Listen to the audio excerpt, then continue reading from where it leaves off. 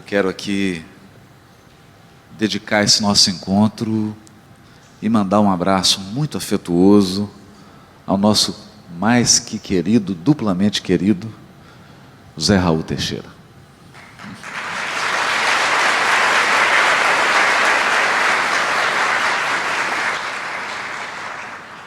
Obrigado, Niterói. Obrigado a esses corações amigos que Regina, Marcelo proporcionaram essa bênção do roteiro, a Cris, todos os outros que nos acompanharam, a equipe do Ser, trabalhadores anônimos, o pessoal da filmagem, que tem dormido aí 4 horas por noite, né, para poder transmitir isso para a internet, a todos os internautas nos locais mais distantes que têm acompanhado o trabalho, e nós nos sentimos assim muito gratificados por essa oportunidade.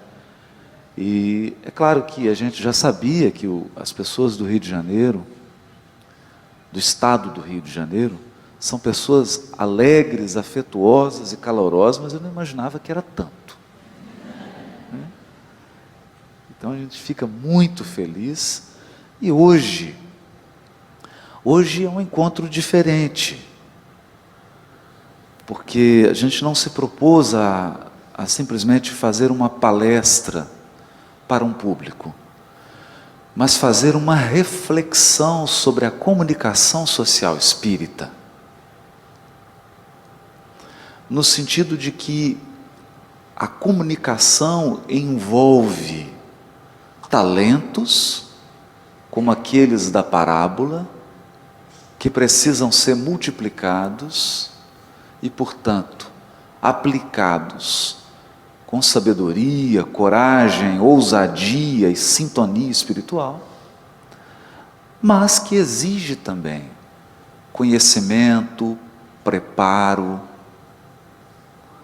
dedicação, perseverança, para que a mensagem possa chegar.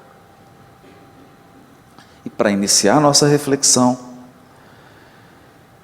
eu retiro uma mensagem que está no livro 7 Minutos com Emmanuel, o projeto 7 Minutos com Emmanuel, que é um projeto de comunicação social espírita. A mensagem está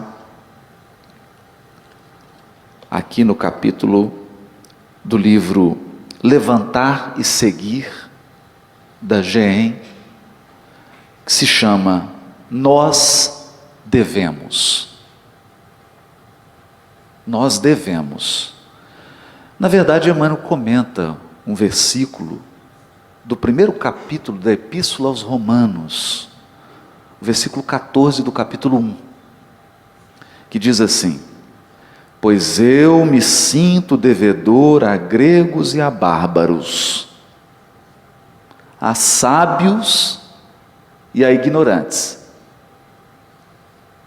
E comenta o benfeitor: de que natureza seria o débito de Paulo, quando sabemos que o doutor dos gentios foi humilde tecelão para ganhar o sustento próprio até o fim de sua passagem apostólica, sem ser pesado a ninguém. Sua afirmativa, no entanto, constitui lição de elevada substância para todos os espíritos que receberam alguma coisa das verdades poderosas e eternas. Quem alcançou, olha a sutileza de Emmanuel, quem alcançou a felicidade de compreender o ensinamento do Cristo ou de seus emissários, recebe um sagrado depósito em valores imortais. Imagine. Então, quem compreende, quem alcança, porque nem todos que encarnaram e se tornaram espíritas alcançam esse patamar de compreensão da doutrina espírita e do Evangelho. Isso não é automático. Alcançar a compreensão da mensagem espírita, do Evangelho redivivo, é uma vitória espiritual sobre si mesmo. Por quê? Porque nós somos espíritos egressos de incontáveis reencarnações. Incontáveis. Reencarnações em vários ambientes culturais, linguísticos, históricos. E quando você nasce num ambiente, esse ambiente estimula certas coisas na sua intimidade. Porque todos nós, como dizia Chico Xavier, somos um lago. Você pode olhar na superfície e o lago está cristalino. Mas no fundo do poço, se mexer, meu Deus, vem coisas, vem pessoas. Você pode em algum momento da sua vida cruzar um espírito com o qual você tem caído em 20 reencarnações. E quando aquela criatura cruza o seu destino, ela ativa no seu psiquismo valores que você não quer lembrar.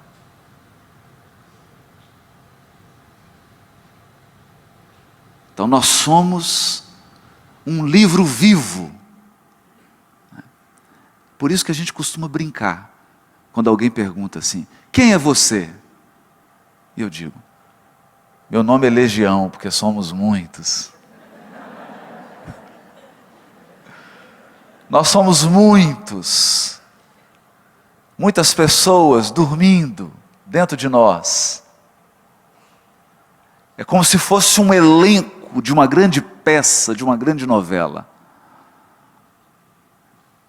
E nessa encarnação, hoje, você é o diretor dessa peça. E é preciso tomar muito cuidado com quais atores você deixará atuar nessa atual encarnação. Então, alcançar a compreensão do Evangelho e da doutrina espírita é um êxito espiritual. Por quê? Porque você tem que abrir mão de conceitos que você conserva há milênios. Você tem que abrir mão de sentimentos e de valores que você quer manter. Quando Jesus chama Simão Pedro para ser pescador de homens, ele faz uma analogia. Mas isso não significa que Simão Pedro não precisava aprender nada. O que Jesus queria dizer para ele é, eu vou aproveitar o que você sabe. Mas você vai ter que aprender muita coisa nova.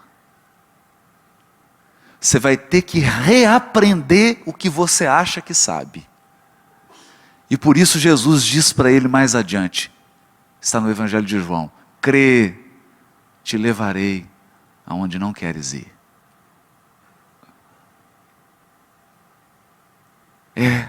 Alcançar essa compreensão é receber um sagrado depósito em valores imortais. E aqui começa a nossa primeira reflexão.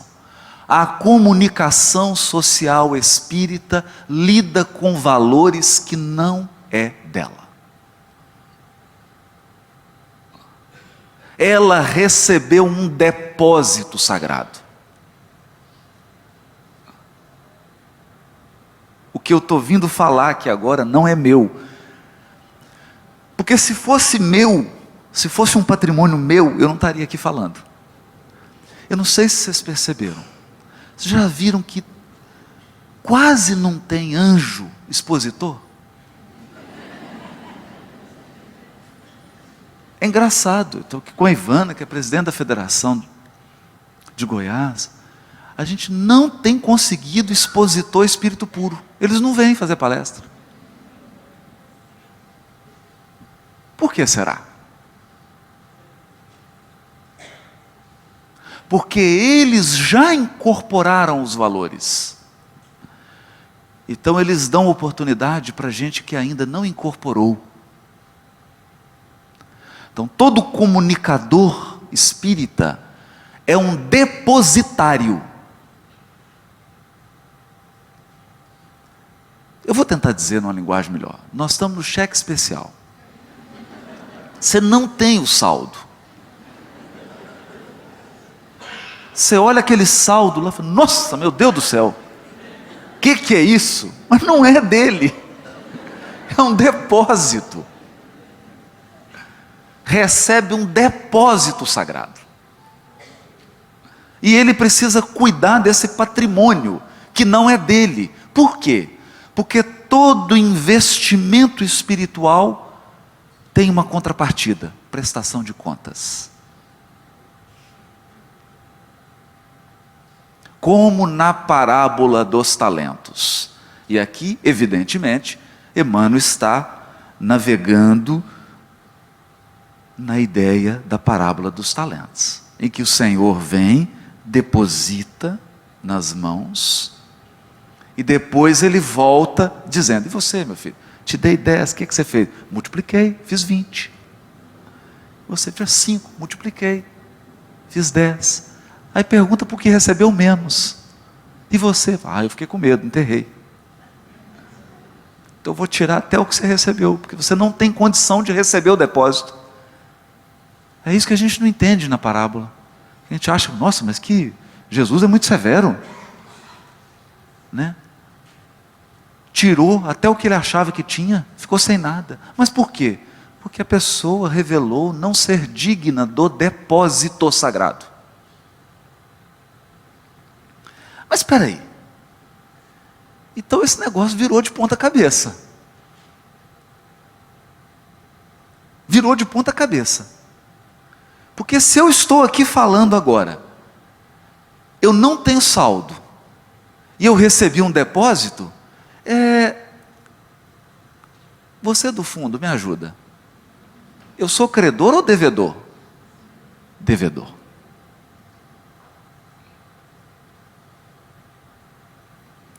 Então, a mensagem de Emmanuel se chama, nós devemos.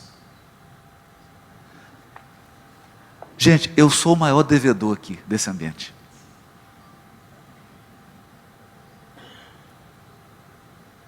O maior devedor.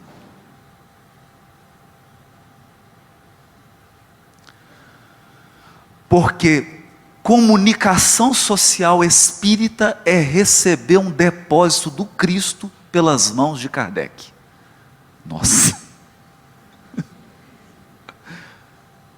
Então Kardec veio trazendo a quantia e disse assim, tome meu filho, Jesus mandou entregar. Depósito sagrado. Aí ele prossegue. E é justo que quem saiba se constitua devedor de quem ignora.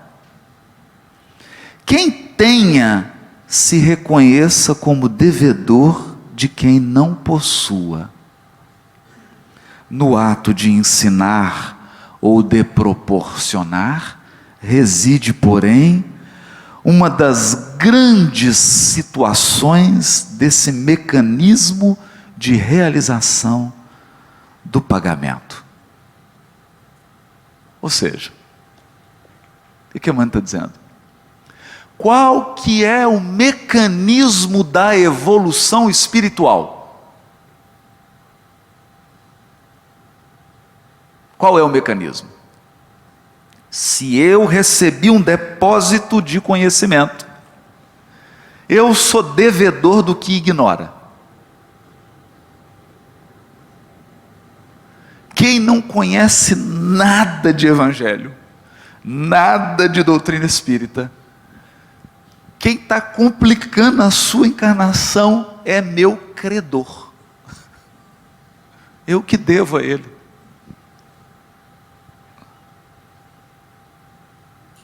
Por quê? Porque eu sou depositário de um valor que tem que chegar na ponta. Porque Deus, na sua justiça, no seu amor, quer atender a todos os seus filhos. Então, Deus é o maior comunicador. E eu não vou dizer nem social. Eu vou dizer galáctico, universal. Mas acontece que se Deus fizesse tudo, teria trabalho para você?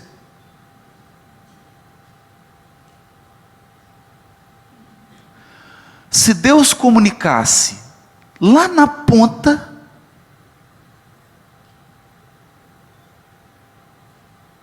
vamos embora, fecha o teatro, vamos embora.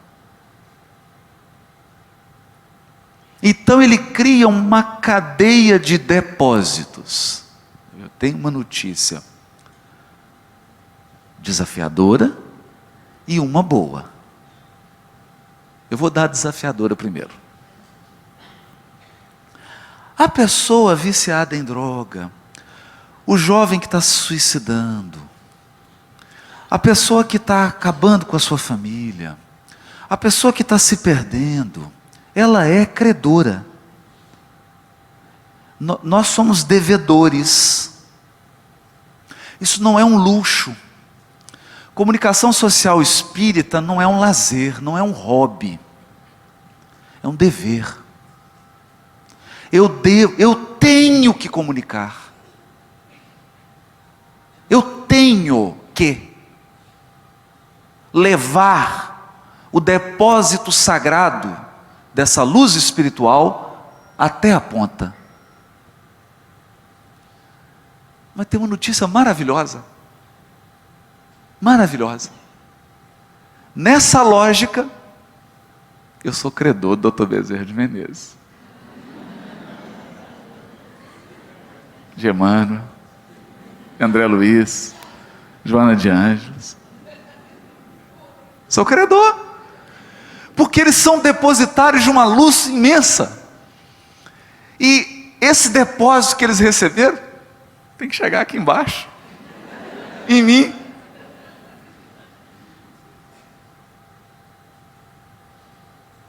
Por isso que Emmanuel vai dizer,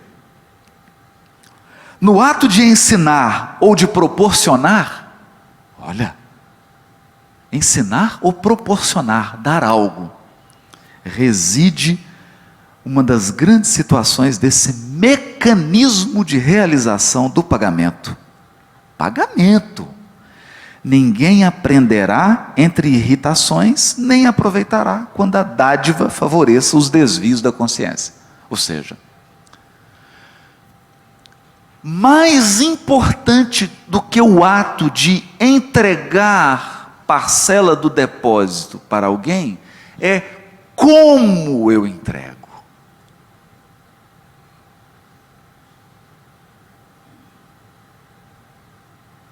Como eu entrego? Por quê? O Arnaldo Rocha me contou um caso. Eles estavam no grupo espírita Meimei. Ele era o dirigente da reunião. E o Chico era o médium, um dos médiuns. E ele fazia o diálogo com os espíritos. Então, ele não pôde fazer o diálogo. Certa vez uma pessoa ficou para substituir. E alguém disse para ela, manifestam os espíritos aqui meio bravo. O pessoal vem bravo mesmo, né? E você taca evangelho neles. Né? Você taca evangelho neles. O sujeito assimilou mesmo, né? A hora que o espírito manifestou pelo Chico, ele pegou o evangelho segundo o espiritismo e tum!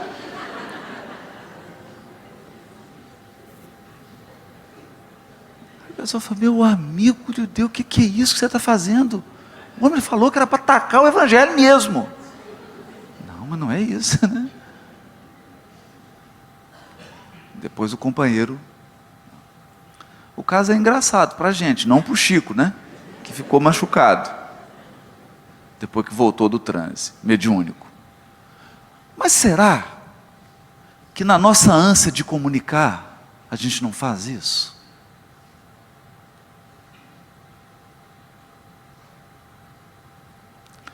na nossa tarefa de entregar o sagrado depósito, a gente não age com impaciência, com precipitação, com arrogância, com ar de superioridade,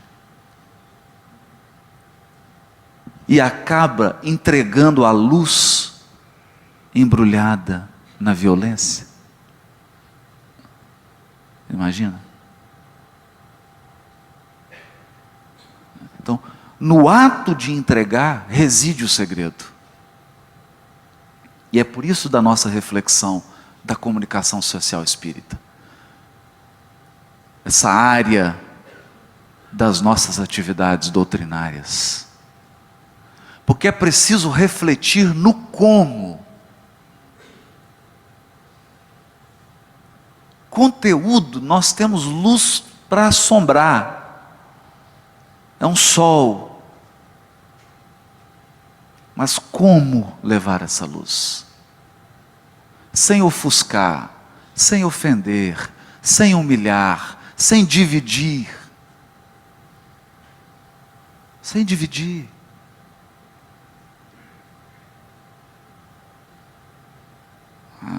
Então, se nós vamos levar um remédio,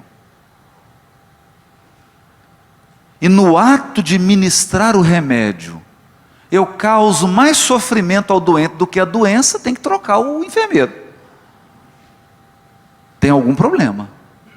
Tem que mudar a pessoa. Outro tem que levar o remédio. Porque a nossa maneira precisa alterar. Daí essa reflexão. O cristão sincero, portanto, encontrará um meio de convencer, encontrará um meio de convencer, convencimento, sem muitas discussões.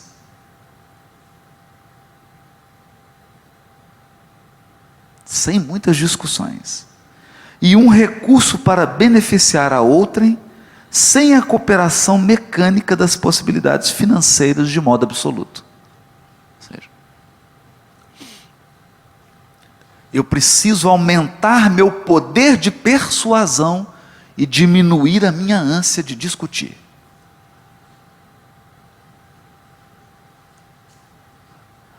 No primeiro volume da Revista Espírita, o iniciador da comunicação social espírita, Allan Kardec, utiliza o veículo que tinha. Qual que era o veículo que tinha? Uma revista? Vamos criar a revista. É o que tem aqui? É o que tem. Não tinha Google, não tinha internet, tinha YouTube. Mas se a gente tivesse YouTube, o Kardec ia gravar vídeo no YouTube. Mas não tinha, tinha revista. Fundou a revista. Sem recurso.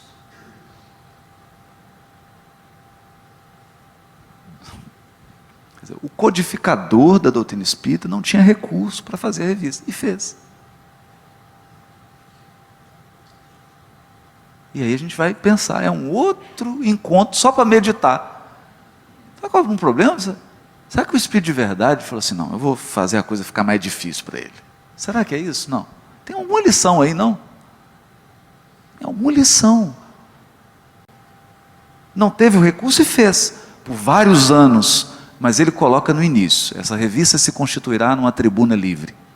Discutiremos, mas não disputaremos. O que ele estava dizendo é que haveria debate, haveria diálogo, não haveria disputa. Porque disputa é personalismo, você quer provar que é melhor. Então vamos lá. A comunicação social espírita tem que se afastar do personalismo. Tem que se afastar da imposição de personalidades e de vontades pessoais. Eu não estou ali para fazer uma propaganda de pessoas. Nós estamos ali para entregar um depósito sagrado. Para entregar a luz, patrimônio de luz e consolo e esclarecimento que nós recebemos.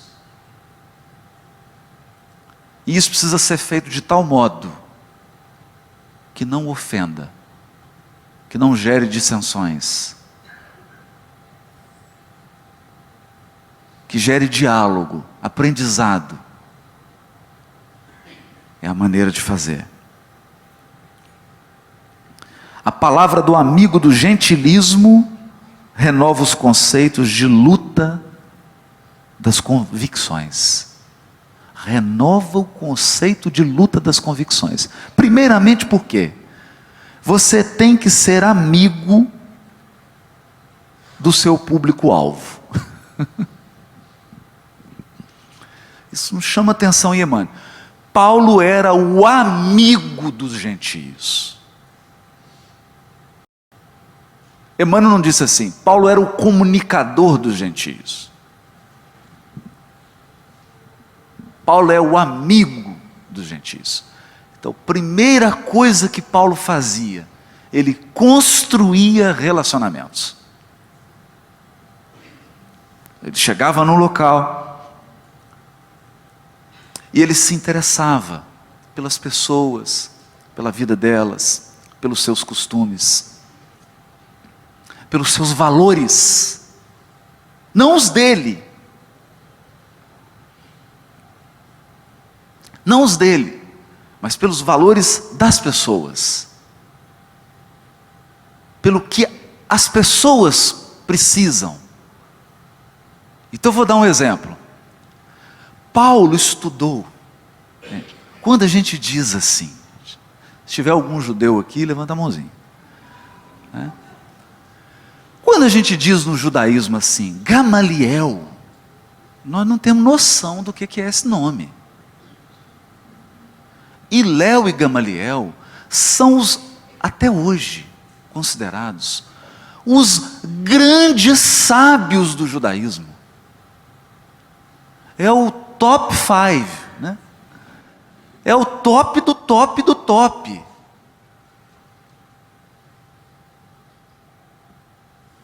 Paulo estudou com o neto de Hilel, Gamaliel. Mas estudou, não foi assim 6 meses, não. Foram vários anos ali aos pés de Gamaliel. O que esse homem sabia sobre o Deus único, sobre a revelação do Deus único? Sabia muito, sabia muito. Quando ele chega em Atenas, o que ele faz? Vamos ver as estratégias de comunicação social de Paulo. Letra A, é um teste do Enem, tá? Vamos lá. Letra A. Paulo chegou e falou assim, eu sou Paulo, sou muito inteligente, falo grego, vocês estão percebendo, falo hebraico, aramaico, estudei com Gamaliel, tenho cidadania romana, e conheço muita coisa do Deus único, tem aqui os textos, vocês vão estudar com o melhor, hein?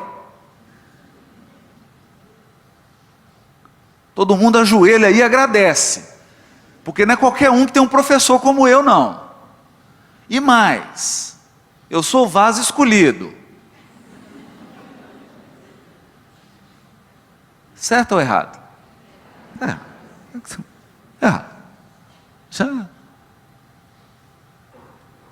Esse aí não tem a menor chance de comunicar nada. Então o que o Paulo faz? O que Paulo faz? Começa a andar por Atenas, que ele já conhecia. Porque aqui vem uma primeira lição. Paulo, a gente acha que Paulo sai andando em camelo, dormindo no chão, que ele não tem estratégia. Não sejamos ingênuos. Paulo é um estrategista. Ele é o capitão Nascimento de Jesus, da tropa de elite. Só que não tem violência. Ele é bravo também, assim, mas pareceu personalidade assim, um pouquinho parecida, né?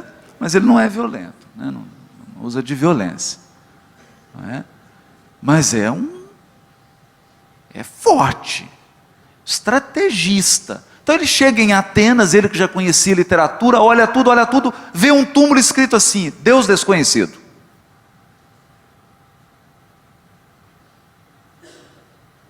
Isso te fala alguma coisa? Nada. Qualquer um chegaria lá para pregar de evangelho, já sairia lá, Jesus, Jesus, Jesus, né?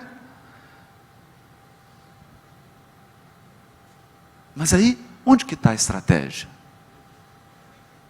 Onde que está a sabedoria para comunicar? Então ele olha e encontra um ponto afetivo de encontro. Não entendi. Eu tinha 16 anos de idade, 17. Fui para um encontro de jovens, Cometrim. Igual tem aqui, né? O encontro da Comerge, né? Cometrim. Era no Triângulo Mineiro. Foi em Araxá. 1.500 jovens. As pessoas católicas e protestantes recebiam os jovens espíritas em casa. Gente, que glória, né? Que coisa maravilhosa isso. E a gente perdeu um pouco isso, né? Então eu fiquei na casa de um casal evangélico. Eu, mais 15 jovens. Então ele colocou na sala, tanto de colchãozinho assim. Né?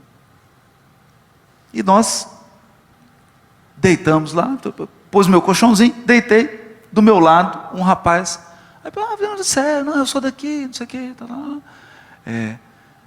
Você entrou na doutrina? Não, eu trabalho numa livraria que o Chico frequentava. Hã? Chico, aí já anteninha, né? É mesmo? Você encontra com ele? Muito! Muito, ele conversava. Aí eu falei, então conta um pouquinho sobre o Chico. Eu falei, não, o Chico não é fácil ficar perto do Chico, não. Eu falei, que isso? Se quiser trocar comigo, né? E ele falou assim, não é fácil. Outro dia eu estava assim andando, tinha umas 20 pessoas, eu estava no cantinho. Aí eu estava andando, pensando nos negócios, o Chico parou e falou assim, meu filho, não pensa desse modo. Você precisa... Não tinha falado nada, o Chico captou o pensamento dele. Mas o que ele disse é que o Chico chegava e lia. O Chico pegava os jornais todo dia. E o Chico sabia todos os times do Brasil da segunda divisão. Eu já vi que teve algum... Todo time eu sei também, já tinha alguns que ficaram aí assanhados, né? Da segunda divisão. Todos os times. Ele pegava coluna de esportes, aí ele ia para a coluna de violência, sabe? Aqueles bem sangrentos mesmo, aquele jornal que você já pega a mão, já fica, né? A gente chama de jornal vampiro. E ele lia todas as tragédias. Aí um dia ele perguntou, mas Chico, por que isso? Sabe o que o Chico respondeu? Meu filho, nós precisamos estar com muitas informações do mundo para termos pontos de conexão com as pessoas.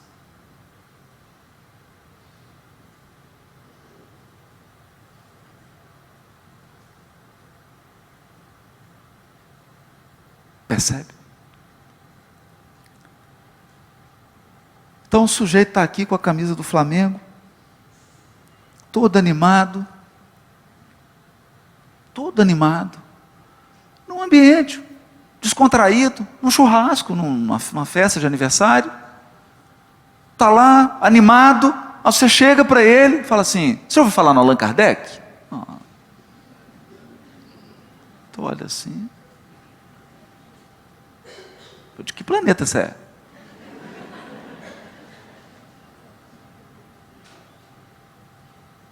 Por quê? Precipitou. Então, construir um relacionamento, mas para você construir um relacionamento humano, você precisa encontrar pontos de conexão. E os pontos de conexão têm que ser os interesses do comunicado. Então Paulo chega em Atenas e vê o templo, ao Deus desconhecido. Sabe o que é isso? Em Atenas tinha mais templo do que habitante. Tem mais deus grego do que habitante em Atenas. Mas tinha um lá que era Deus desconhecido. O Paulo, que era um comunicador, já tinha lido Diógenes Laércio, que escreveu 3 séculos antes de Cristo, porque ele conhecia a literatura grega. Diógenes Laércio escreveu um livro chamado A História dos Filósofos, dos Grandes Filósofos, e lá nesse livro tem uma historinha do Epimênides. Ixi, complicou agora, né? Para ver que tem que ter estratégia. O que é essa historinha do Epimênides? Dizem a lenda, era uma vez uma praga em Atenas. Todo mundo começou a ficar doente. Então, como eles tinham lá 5.350 deuses, começaram a ir no templozinho, né? Lá no altarzinho de cada deus, ofereciam, fazia lá uma oferenda para acabar com a praga. Mas passou tudo quanto é Deus. Aí chamaram o Epimênides. Ele chegou e disse assim: olha, já apresentaram aí para todos? E para todos os deuses. Já oferecemos oferenda para tudo quanto é santo. Ele falou: olha, deve ter algum Deus desconhecido. Deve ter um Deus desconhecido que não foi contemplado ainda. Então nós vamos fazer o seguinte: nós vamos soltar aqui uns cordeiros. Vocês vão deixar os bichinhos em jejum 3 dias. Ficar com muita fome. Com muita fome. E vão colocar a comida espalhada. Imagina os bichinhos 3 dias sem comer. Solta a comida, o que ia acontecer? Uma cordeirinha ia sair, né? Ia dar até briga para comer. Mas ele falou assim: só que nós vamos receber um sinal desse Deus aí. Esses cordeiros, os que não comerem, vão se ajoelhar. Onde eles se ajoelharem, vocês constroem um altarzinho e colocam assim: ao Deus desconhecido. E essa era a lenda. Se é verdade, se não é verdade, eu não sei, porque eu não estava lá. Eu estou apenas contando a história do Diógenes Laércio. Soltou os bichinhos, alguns não resistiram, comeram, alguns 3 dias sem comer, os cordeirinhos ajoelharam, cordeiro, olha que interessante, cordeiro, olha que interessante, os cordeirinhos se ajoelharam, foram lá, construíram um pequeno altarzinho, e fizeram uma oferenda ao Deus desconhecido. Então lá em Atenas tinha esse altar, Agnotos Theos, ao Deus desconhecido. Isso aí foi, isso aí, como diz, foi canja de galinha para Paulo. Ele chegou e viu essa história, foi lá no Areópago, atenienses, e conta essa história que eu contei aqui agora. Os atenienses deliraram, né? Puxa vida, o sujeito conhece a nossa história, conhece o nosso time de futebol, quantos campeonatos o Flamengo ganhou, qual jogo que ele perdeu. Puxa, esse cara é muito bacana. Conhece a história da nossa cidade, conhece qual que é a nossa comida, quais são os nossos costumes. Puxa, que sujeito bacana, viu? E aí ele disse assim, depois que ele contou a história: esse Deus aí desconhecido, eu sei quem é. Gente, é genial. Estão entendendo por que ele é o vaso escolhido? Por que ele é o vaso escolhido? Ele falou, esse Deus desconhecido, eu conheço ele e o filho dele.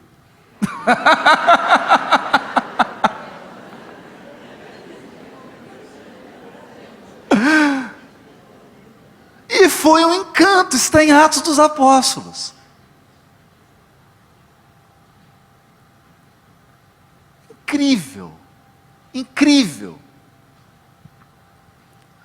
Como que ele conseguia adaptar? Mas por quê? Porque ele se sentia devedor. Ele não se sentia um privilegiado. Ele não estava ali para ser servido. Ele estava ali para servir.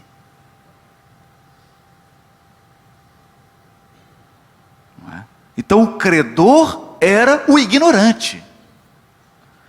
O ignorante, o nervoso, a pessoa irritada, a pessoa sem educação, é a credora. Difícil, né? Difícil. Para a gente entender isso, em Uberaba, o Chico, depois de aquelas atividades, né? Às vezes a gente fica pensando assim, nossa, o Chico, né? O Chico entrava no trabalho de psicografia, 7h30, 8h da noite, colocava a mãozinha assim, começava a psicografar. Dava 4h da manhã, o Chico estava assim, com a mãozinha psicografando. Então vamos lá. 9, 10, 11, 12, 1, 2, 3, 4. 8h psicografando, na mesma posição. Quem estava lá, já não aguentava mais. O sujeito já tinha saído, comido pão de queijo, tomado café, falado mal da família, falado do governo, já tinha feito tudo. Chegava um determinado momento que a pessoa esgotava a sua inferioridade, já começava a ser bom. Você está tão você já está cansado, aí você começa a ser bom. Começa a ficar calmo, já não tem energia mais. E o Chico psicografando.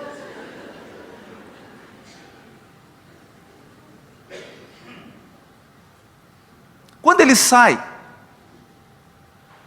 chega uma senhora, olha para o Chico e fala assim, seu sem vergonha, eu estou te procurando desde as 4h e dá 2 tapas no rosto do Chico. Você entra ali agora naquela sala de passe e me dá um passe.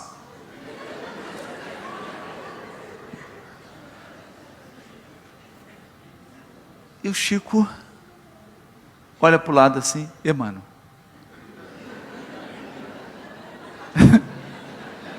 Aí olha o diálogo.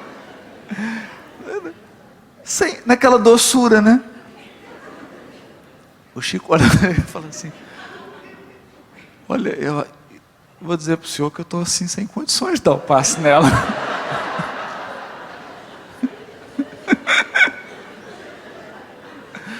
Eu estou sem condições. Olha a humildade do Chico. O senhor não acha que eu tenho razão? Ele não exigiu nada. Ele falou assim, olha, eu não vou dar passe, isso é demais, é humilhação. Não, o senhor não acha que eu tenho razão? O Emmanuel balançou a cabeça e falou assim, meu filho, você tem razão, mas ela tem a necessidade.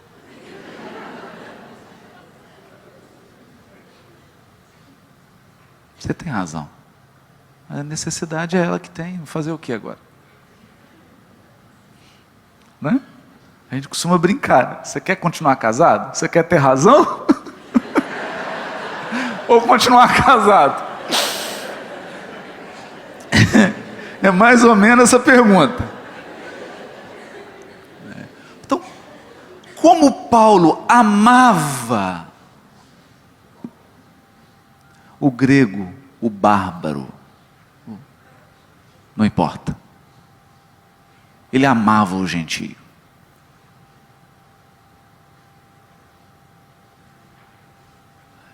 Ele gostava de pessoas. Porque Comunicação social, você tem que gostar de gente.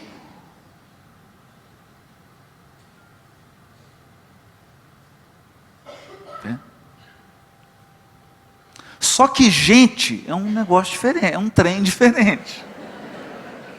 Né? Pessoa é um troço diferente. Porque as pessoas, elas são uma mistura de sombra e luz. A luz vem com a sombra e a sombra vem com a luz. Não tem jeito de eu chegar e falar assim, fulano, eu gosto muito de 2/5 de você. Os outros 3/5 é insuportável.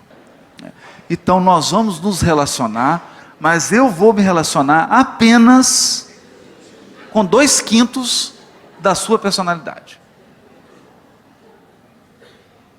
Não tem jeito. É o pacote completo. Ele vem completo. Então, gostar de gente é inclusive habilitar-se a lidar com sombra.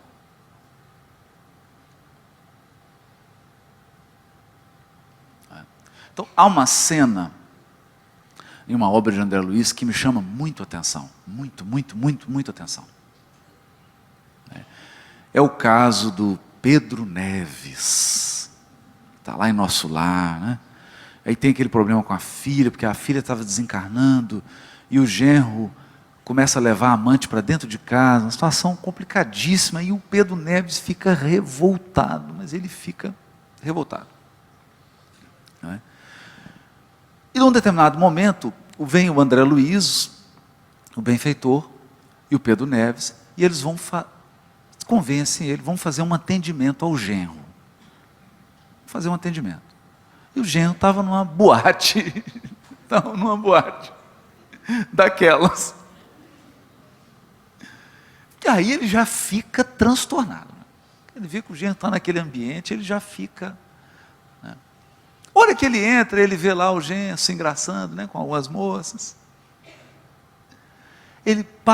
O Pedro Neves trabalhava em Nosso Lar há 20 anos no atendimento fraterno. Ele aconselhava as pessoas há 20 anos em Nosso Lar. Ele é respeitadíssimo, trabalhador respeitado. A hora que ele vê o genro, ele parte para cima, começa a dar soco no genro.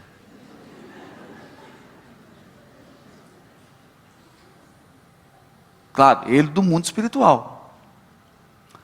Mas não era isso que eu queria destacar. Nessa hora, uma senhora sai do meio daquela boate de prostituição, uma senhora. Acolhe o Pedro Neves e fala, que é isso, meu irmão? Estamos aqui para auxiliar.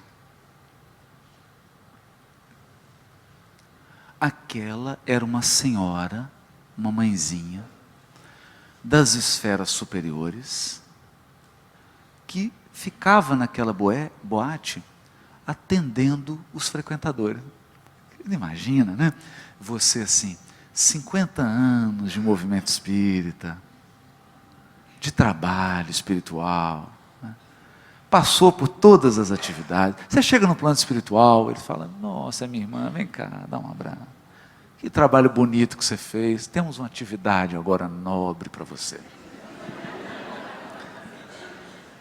Olha, você foi promovida. Uma atividade, você está preparada. Nossa, fica até entusiasmada, né? É mesmo?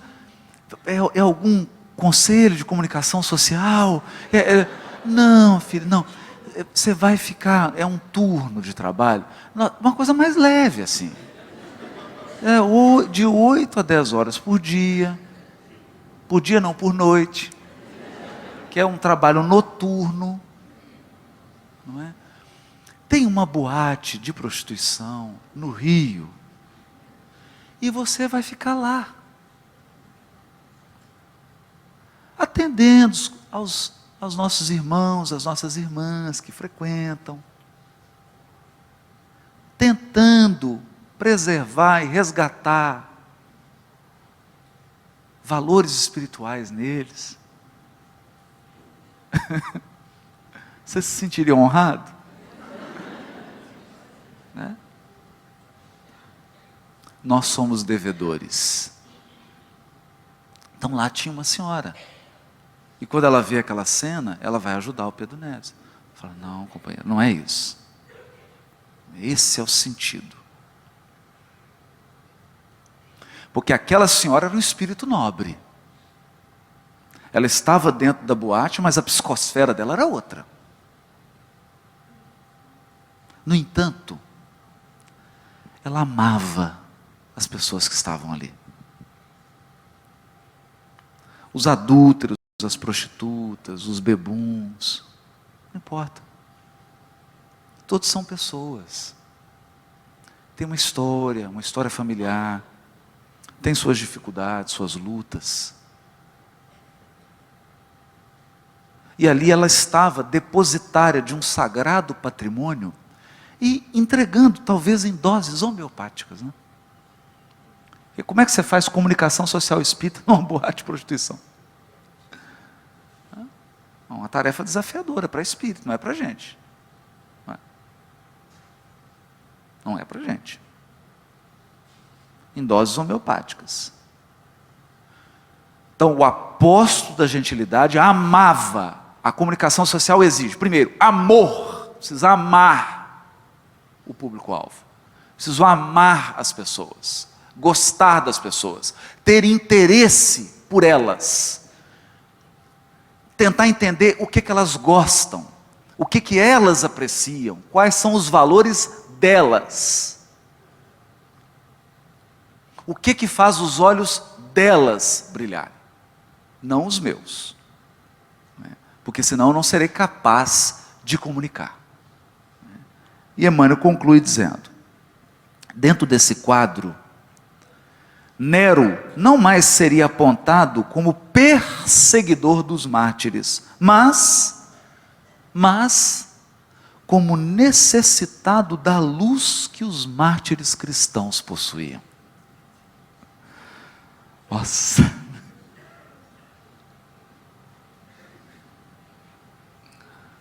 Necessitado da luz. Esta é uma consoladora verdade. Por que consoladora verdade? Por que é consoladora verdade? O Emmanuel sabe disso. Porque ele tá que encherá a alma dos aprendizes fiéis de compreensões generosas. Por que encherá a nossa alma de compreensões generosas? Nós somos credores dele.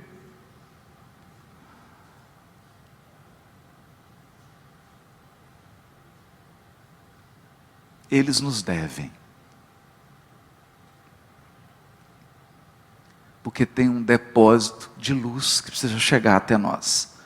Quando encontrares alguém no mundo, olha que lindo isso aqui. Quando encontrares alguém no mundo com os títulos de ignorante ou de sábio da terra, que te assalte com ironias, faze-lhe algum bem, por amor a Cristo, saudando a tua dívida. E além de tudo, considera a tua felicidade, porque podes seguir para Jesus, enquanto o infeliz ainda permanece no mundo das sombras.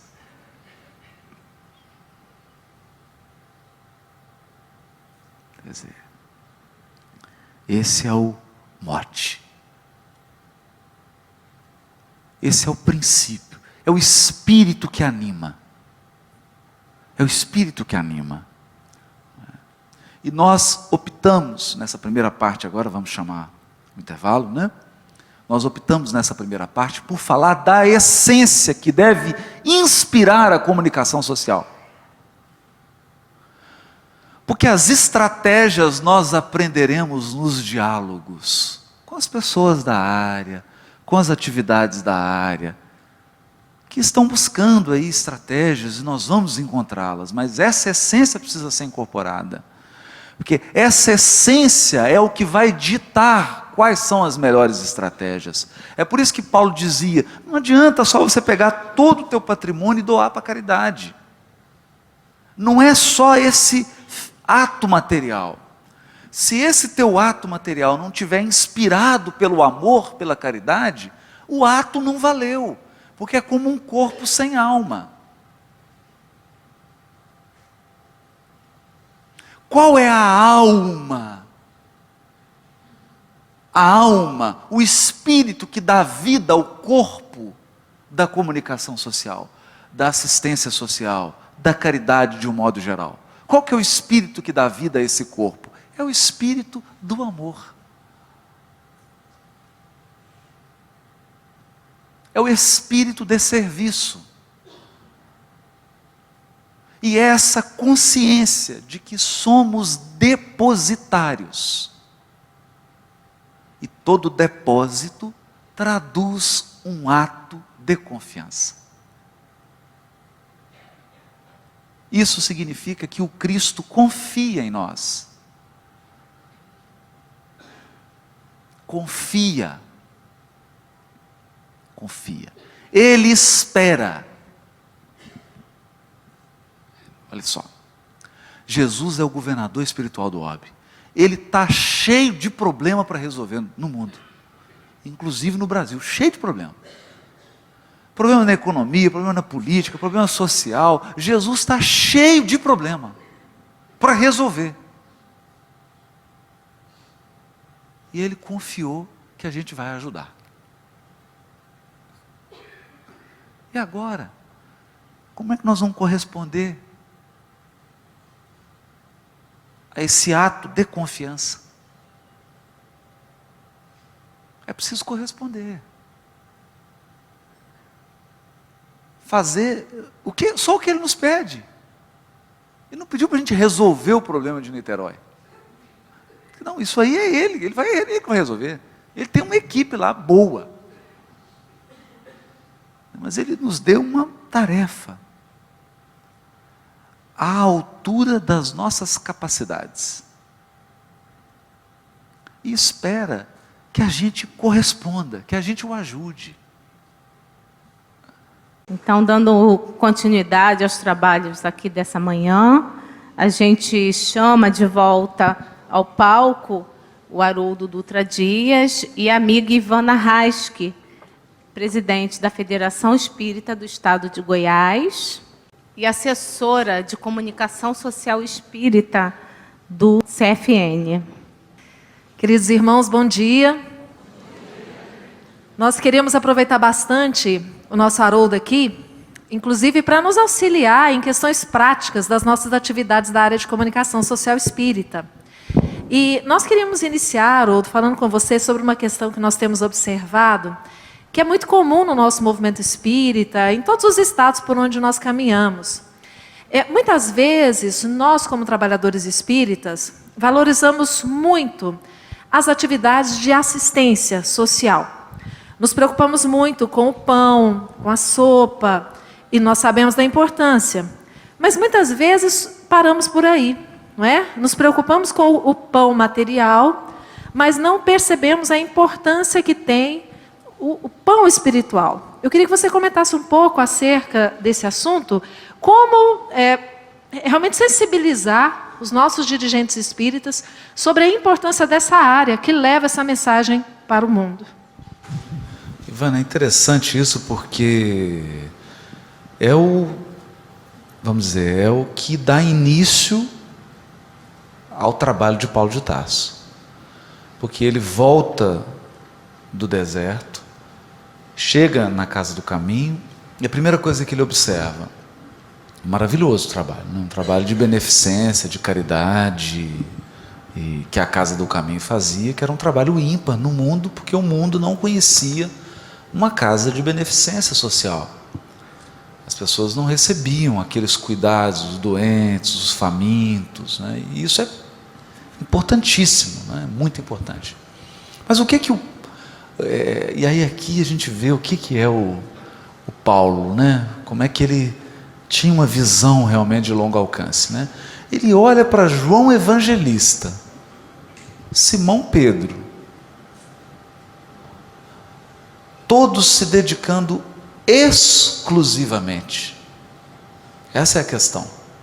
Exclusivamente ao trabalho da assistência social, que era dar pão.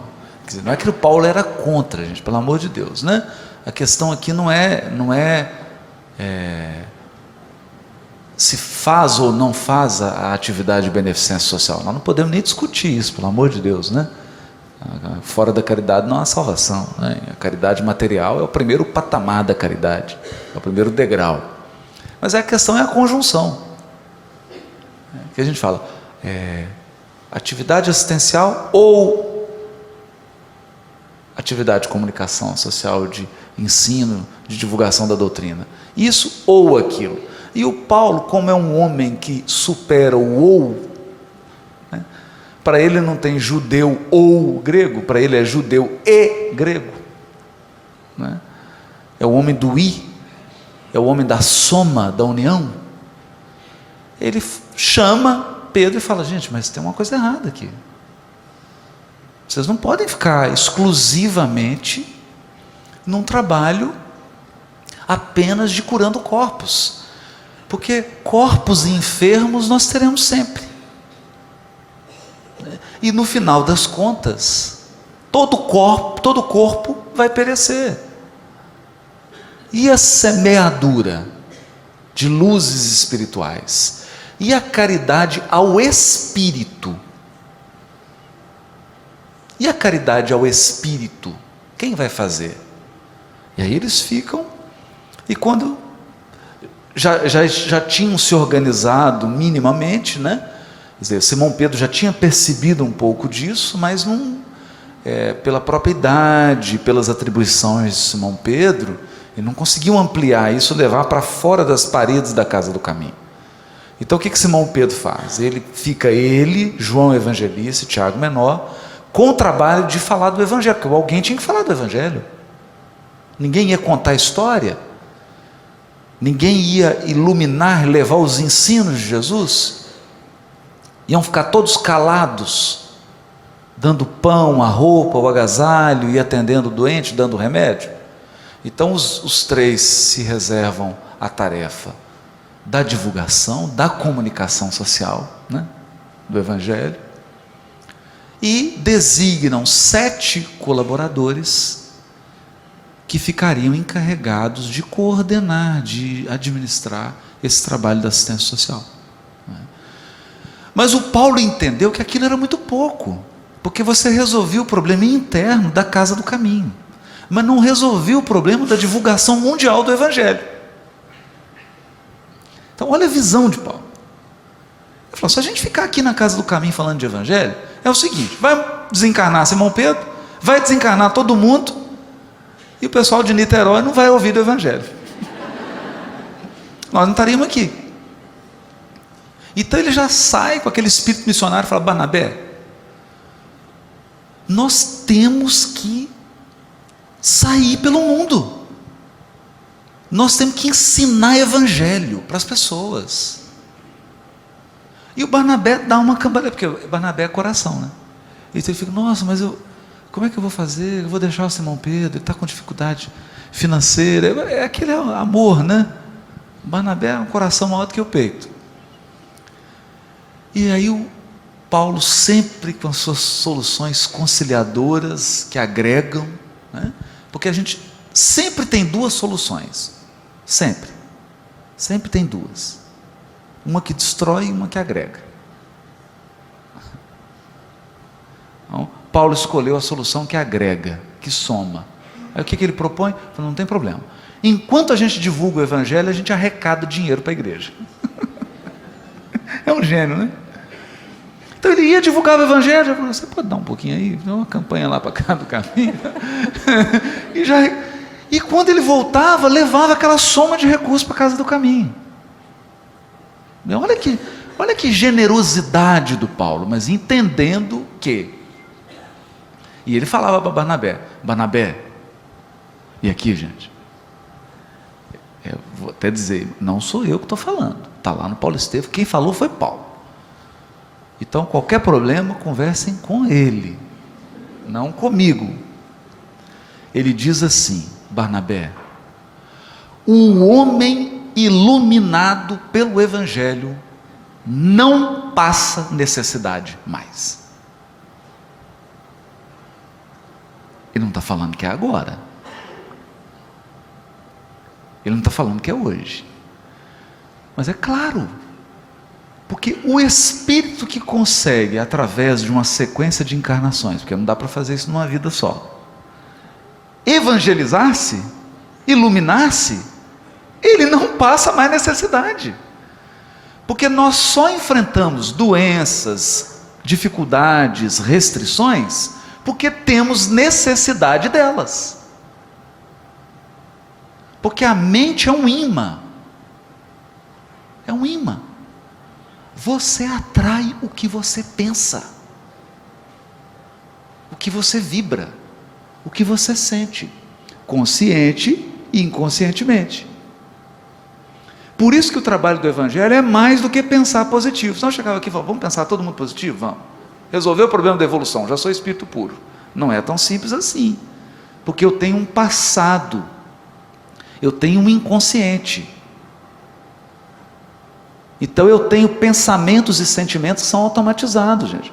Nós já erramos tanto, que nós trazemos dentro de nós um sentimento de culpa das nossas últimas 200 reencarnações. E esse sentimento de culpa dá câncer, traz doença, a gente se boicota. Está tudo bem dentro do seu lar, com o seu casamento, tudo. O que você faz? Você vai lá e se boicota. Você faz alguma coisa para destruir seu casamento ou sua família. Por quê? Porque você quer se punir. Você quer se punir. Então, quando a gente fala do trabalho de a casa espírita, o grupo espírita é um posto de socorro de espíritos. Se eles têm corpo ou não, isso é um detalhe. Os espíritos que dirigem um grupo espírita estão pouco preocupados se você tem ou não tem corpo, porque isso é questão de tempo.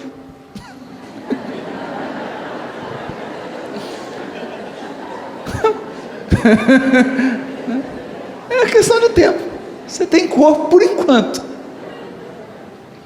Por enquanto, né? Eu me lembro aquele caso do quando o governador Milton Campos, né, foi chamado para coordenar uma pasta. Ele chamou alguém para coordenar a pasta de educação, né? E era uma pessoa muito jovem, né? E o pessoal da assessoria falou, mas ele é muito jovem.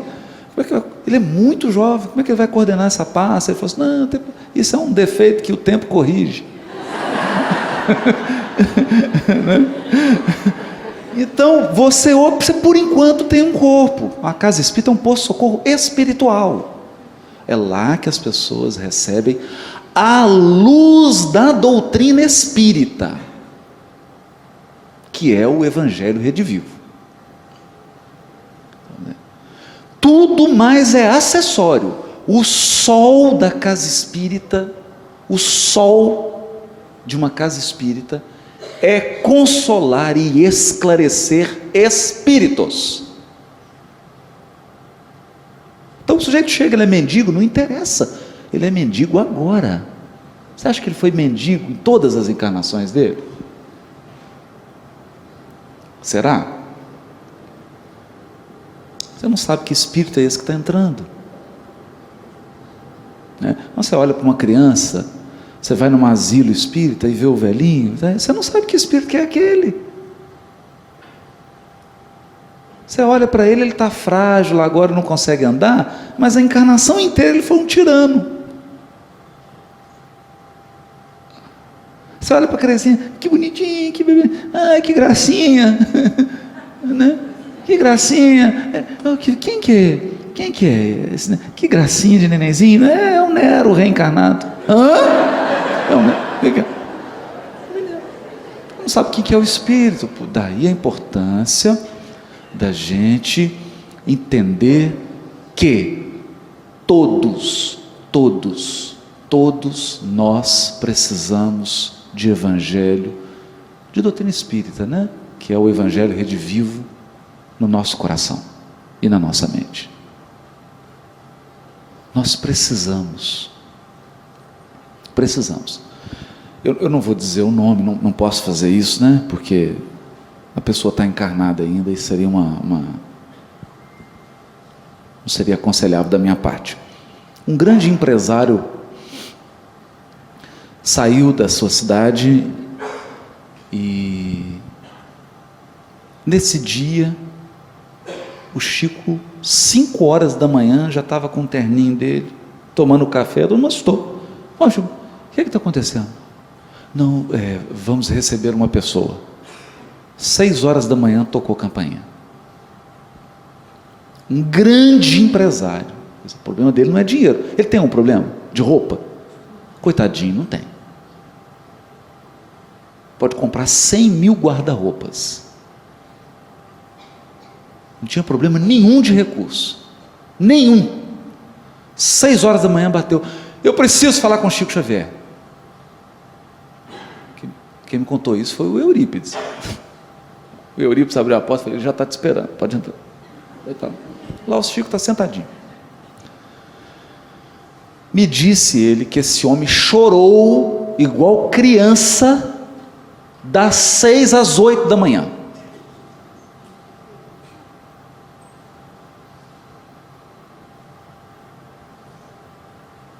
Das 6 às 8 da manhã.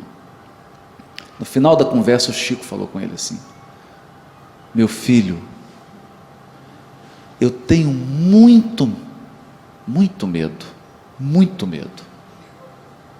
de que você seja tão pobre, que você só tenha dinheiro.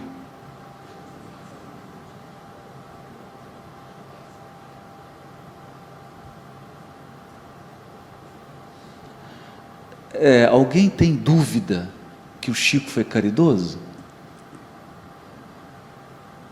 Então imagina se o empresário chega lá, ele está desesperado. Então ele entra na casa espírita desesperado. Um empresário, riquíssimo. Aí ele chega lá, o que tem aqui? Sopa. Eu não tomo sopa. Tem agasalho. Meu amigo, eu não preciso de agasalho. Bom, então, tem enxovalzinho. Você não está entendendo. Eu estou desesperado. Meu amigo, aqui é o seguinte, aqui só tem pão, sopa, agasalho e remédio.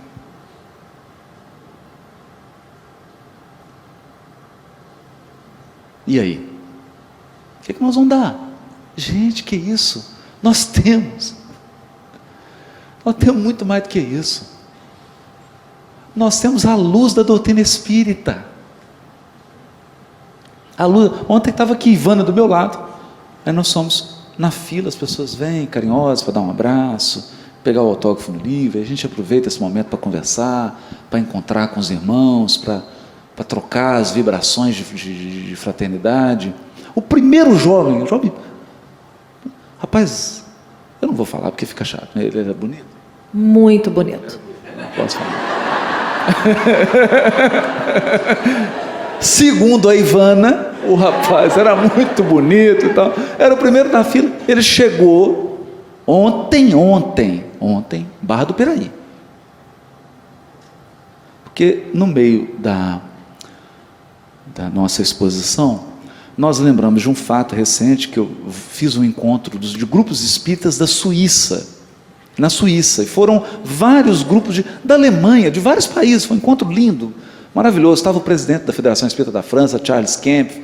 Um encontro, nossa, que coisa linda, né? E aí eu fiquei alarmado, assim, porque você chegava em cidadezinha, mas não falta nada. Você parece aquilo ali, nosso lar já materializou. não falta nada. Aí eu falei, pô, mas aqui é nosso lar já, ué. Já está materializado aqui. Aí a pessoa falou assim, não se engane.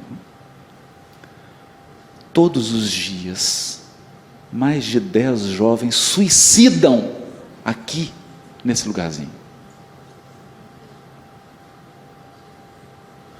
E eu contei essa história. O primeiro rapaz da fila, segundo a Ivana, muito bonito e tudo, chegou e me disse assim, tá bom, eu ia suicidar hoje, eu não vou suicidar.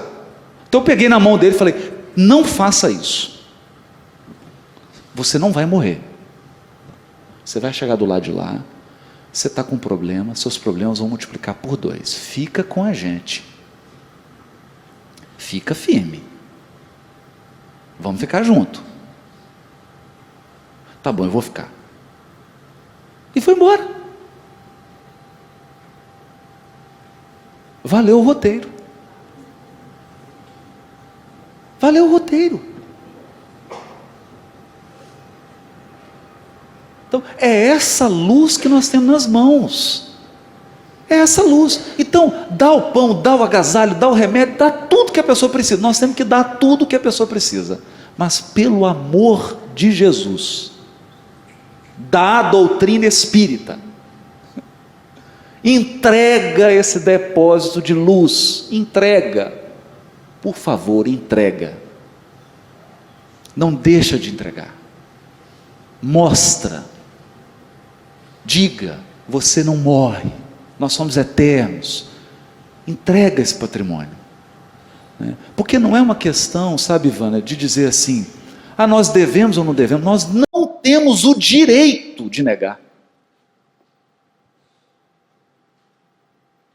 Nós não temos o direito de negar ao nosso semelhante a doutrina. Agora, divulgar a doutrina espírita não é converter as pessoas para o espiritismo. É aí que está o equívoco. Eu tenho um amigo, pastor, aliás, vai participar ano que vem, congressos no Carnaval, Congresso Espírita de Goiás, vai estar lá meu amigo, pastor Enéas, e a minha amiga, irmã Ila, que é uma freira. Vai estar lá o pastor Enéas vai lá em casa, ele senta lá com a esposa dele, eu com a minha, a gente janta, conversa, ri, diverte, fala de evangelho, abre evangelho, estuda evangelho, eu mostro meus livros, dos dele, e a gente conversa, e nós somos amigos há mais de 10 anos.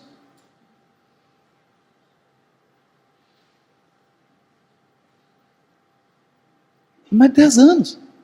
Ele nunca quis me converter, nem eu quis converter ele. Nunca. Porque não é isso. Mas ele sabe que eu já passei Paulo Estevam, eu já falei de várias coisas, ele sabe. Ele entra assim na roda de samba e conversa, né, melhor às vezes do que muito espírita. Porque o espírita acha que falar de doutrina espírita, de evangelho, é falar de reencarnação. Então a pessoa chega assim numa entrevista, qual que é o seu nome? Reencarnação. Você mora onde? Reencarnação. Parece um... Calma, respira. Respira, vamos conversar.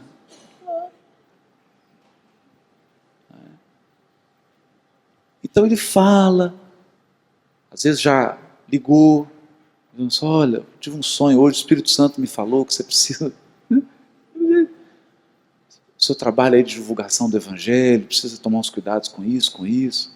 Aí ele recebe uns recados espirituais lá do Espírito Santo. Mas estimula. Então isso, nós não podemos. Precisamos entregar, dividir esse patrimônio. Dividir essa luz. E a casa espírita, a casa espírita é um posto do mundo espiritual que se materializou na Terra.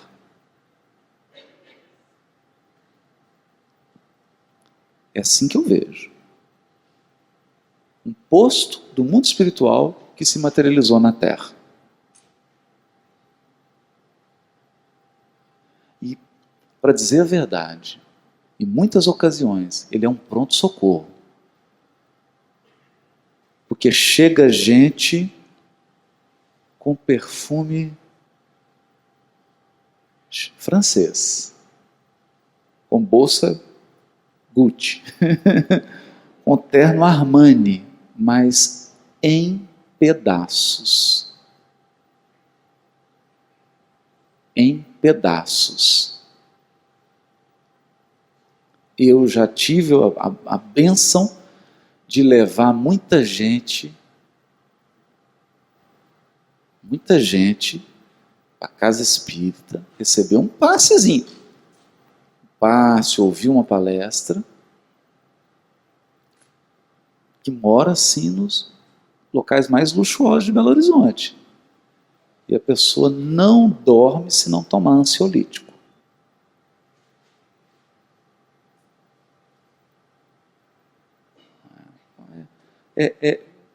É muito forte isso. A gente precisa, comentava isso, né, Ivan? Recuperar esse espírito de apostolado, né? O mundo está sofrendo, já está agonizando. Está sofrendo muito, as pessoas estão sofridas. E a doutrina consoladora precisa ser levada, mas ser levada de um modo consolador e respeitoso. A doutrina espírita pode ser levada de um modo gentil, de um modo amoroso, leve, suave, mas intenso, verdadeiro. É o que eu acredito, né? Bom, Haroldo, estou aqui guardando, né? E ainda bem que você disse, né? Eu acho que todo mundo também concorda que ninguém morre, porque senão já estava durinha aqui no chão. Vocês acreditem que eles me botaram para conversar aqui com eles aqui na frente. E quem me conhece sabe que eu não tenho nenhuma, assim, digamos assim, nenhuma técnica, né? Que bom! Para entrevista. Regina, para bater papo não tem técnica. Assim que é bom. No nosso último congresso, eu combinei com a Ivana, minha amiga querida, assim, deixa eu perguntar só isso, né? Que a temática era o que é a vida para você. Eu faço essa pergunta, ninguém mais faz, né? Para os palestrantes, mas enfim. Nós estivemos em setembro passado, no segundo encontro de comunicação social espírita no estado de Goiás. E qual foi a nossa surpresa? Que nós encontramos o confrade Haroldo conversando sobre essa temática. E este é o motivo dele estar aqui hoje, porque ficamos tão admiradas com a sua colocação, e aí a gente conseguiu trazer o Haroldo para o estado aqui do Rio de Janeiro para compartilhar conosco, né, toda a sua experiência, toda a sua fala, todo o seu conteúdo, enfim. E lá, enquanto ele falava, teve uma passagem que me deixou assim muito... que eu fiquei muito admirada quando ele colocou que Paulo, na sua época, ele foi um grande inovador. Porque ele, como é que ele fazia a comunicação? Ele vai falar melhor do que eu, né? Isso é a fala do Haroldo, tá, gente? Ele fazia a comunicação de uma forma que ninguém mais... não era muito hábito, né, da época, era através da escrita, porque as pessoas ali, naquele momento... elas se comunicavam através da fala, oralmente. Eu queria perguntar para você, esse jeito novo, nesse momento, nesse século, que inovação seria essa? Qual é esse jeito novo de comunicar, né, para as outras pessoas? Como seria isso? A gente lembrou a passagem que o Paulo está na igreja de Corinto, né? A gente imagina que Jesus apareceu para Paulo apenas às portas de Damasco, mas não foi só não, né? Jesus se materializou na igreja de Corinto. Imagina. E Paulo estava chorando igual criança. Porque o Paulo ele tinha um senso de... eu preciso fazer. Que eu acho que é a coisa mais importante. Sabe? Quando você tem o desejo de fazer, você vai encontrar um meio. Porque o meio é fácil, o difícil é colocar o desejo no coração. Isso é o mais difícil. E ele tinha o desejo de fazer, o desejo de levar. Só que ele estava viajando e não dava conta. Porque ele acabava de voltar, imagina, na época, a viagem demorava muito. Então ele acabava de voltar de uma comunidade e a comunidade levou tanto tempo para ele voltar que ela já estava tendo problemas de novo. Né? E aí ele chora igual uma criança e fala, eu não vou dar conta da tarefa que Jesus me deu. Não vou dar conta. Aí Jesus se materializa na igreja de Corinto e fala com ele. Está lá no Paulo Estevão, né? No capítulo chamado As Cartas. E diz para ele assim, serena teu coração. Né? Serena. O valor da tarefa não está na presença pessoal do missionário, mas no conteúdo do seu verbo, da sua exemplificação e da sua vida. Irradia luz com a tua conduta, com o teu modo de viver, que luz é luz, gente. Luz espalha. Não tem jeito. Né? Acontece que tudo que Jesus fala, nós, encarnados ainda, no nível evolutivo em que a gente está, as nossas palavras têm prazo de validade.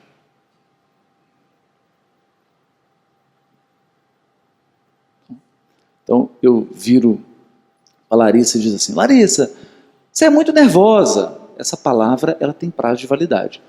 Porque daqui a algumas encarnações ela vence isso, aí minha palavra ficou desatualizada. Não vale mais. Mas as palavras de Jesus têm vida eterna. Por isso que ele fala por parábola. Tudo que ele fala dura para sempre. Então ele vira para Paulo e diz assim, você quer cumprir a tarefa de divulgação? Usa os poderes do Espírito. E o Paulo fica assim, exatamente com essa cara que eu estou de paisagem. Não tinha ninguém do lado dele, para ele perguntar, você entendeu? Não, você entendeu? Não, não entendeu nada. Não entendeu. Mas a fala ficou. Está gravado. Porque Jesus não falava para Paulo. Falava para todos que virão depois dele. Inclusive para nós. Como Paulo não entendeu, aí ele explicou. Então, vou explicar para você, hein? Que para o pessoal lá em Niterói, aí a explicação é outra. Vou explicar para você. Você já tem um recurso aí que dá para utilizar. Vamos ver o que tem aí. Tem internet 3G? Não, não tem. Tem carta? Tem. Então usa carta, Paulo. Escreve. Escreve. Manda carta. E as cartas passaram a ser aquele veículo de diálogo rápido, que ele poderia mandar vários pontos, poderia atender, e aquilo ficava com um tom de permanência, porque a determinada comunidade tinha um problema, ele mandava uma carta, mas aí a outra estava com o mesmo problema, eles compartilhava a carta. Mas a questão é que se Jesus materializasse aqui hoje para nós, no evento de comunicação social espírita, o que ele iria dizer para nós? Usa os poderes do Espírito. Aí está todo mundo assim olhando assim. E agora? O que nós vamos usar? Então ele vai explicar para a gente.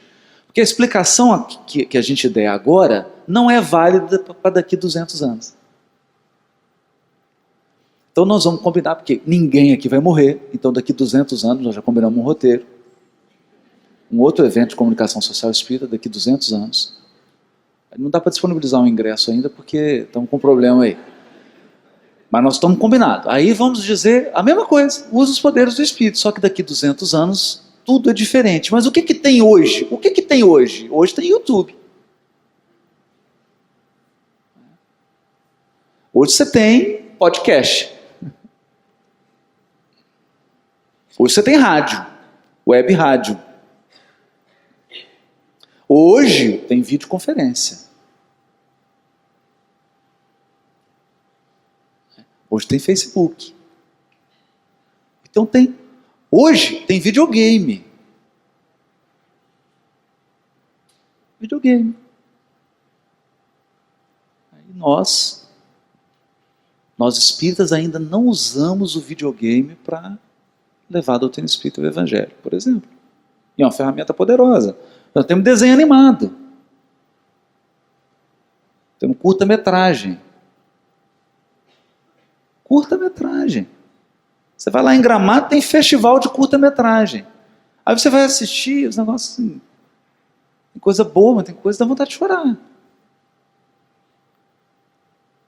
E nós temos talentos, recursos para produzir curtas-metragens premiados falando de conteúdos da doutrina espírita. Entende? Por quê, gente? Porque quem fez Sexto Sentido não foi espírita. O projeto Jesus mandou para os espíritas, mas não conseguiram executar e mandaram lá para o indiano. Eu mandei lá para os espíritas, mas eles não quiseram fazer, não. Aí o indiano falou, não, eu faço. Aí mandaram os outros. Os espíritos também não quiseram fazer. Aí o indiano de novo pegou. Ele é danado, ele está na fila assim.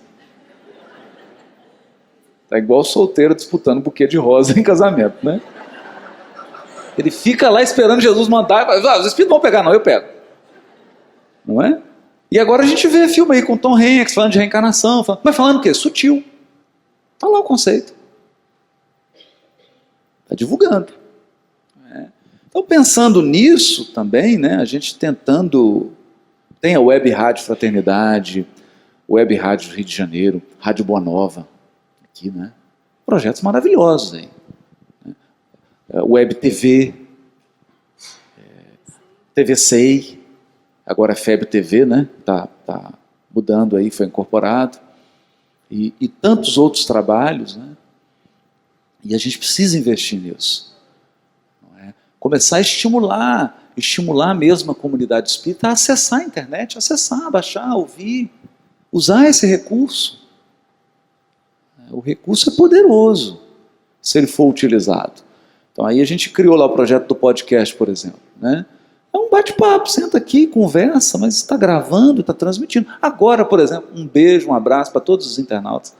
Estão todos acompanhando aí de vários lugares do Brasil e de outros países. Eles estão vendo a gente aí. Tá arrumadinho, né? Está todo mundo vendo a gente, né? Vamos. Todo mundo vendo a gente.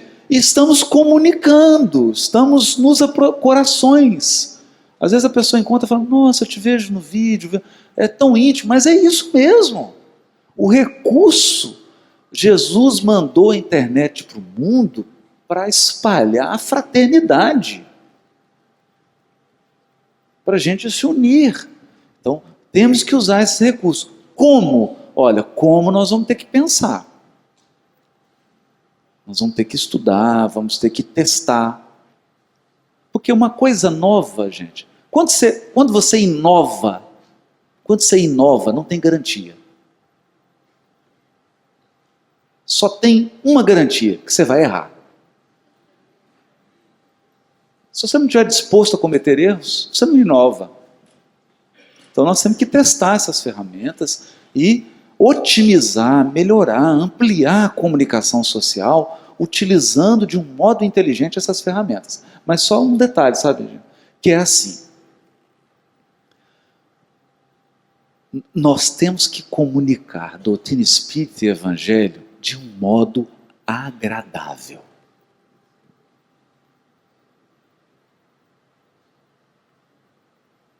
Agradável.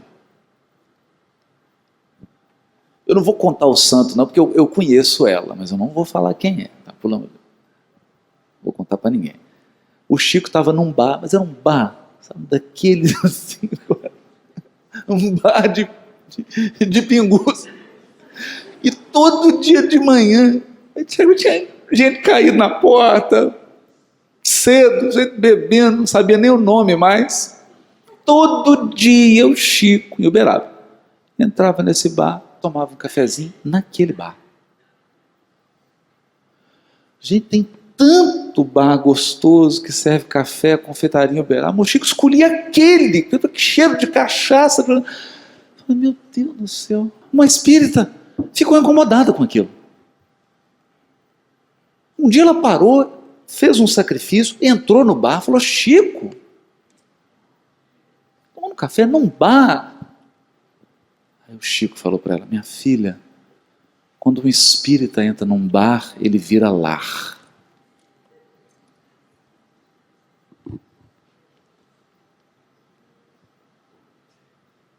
Ou seja, é o ambiente que vai ditar o que eu sou, ou eu vou me impor ao ambiente, né? O Chico podia. Ele entrava num bar, aquilo virava reunião mediúnica.